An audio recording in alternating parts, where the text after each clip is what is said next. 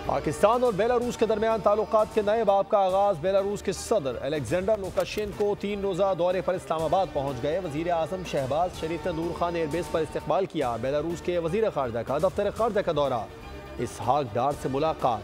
Belarus का 68 रुकनी वफ्द भी इस्लामाबाद पहुंचा है।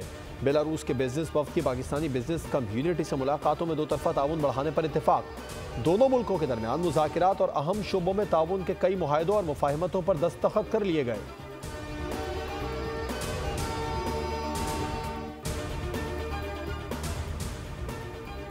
और एहतजाज की आड़ में PTI के शरपसंद कारकुनान का ड्यूटी पर मामूर पुलिस एहलकारों पर हमला। पंजाब पुलिस के कांस्टेबल मुबशिर सर पर चोट के बायस शहीद हो गए।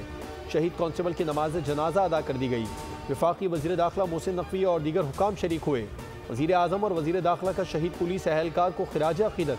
वज़ीर आज़म की कांस्टेबल मुबशिर के अहल खाना से ताज़ियत, मग़फ़िरत की दुआ की। पथराव और तशद्दुद से ज़ख्मी एहलकारों को बेहतरीन तिब्बी सहूलियात फराहम करने की हिदायत। पुरतशद्दुद मुज़ाहिरीन के पथराव और फायरिंग से अब तक 115 पुलिस एहलकार ज़ख्मी हो चुके हैं।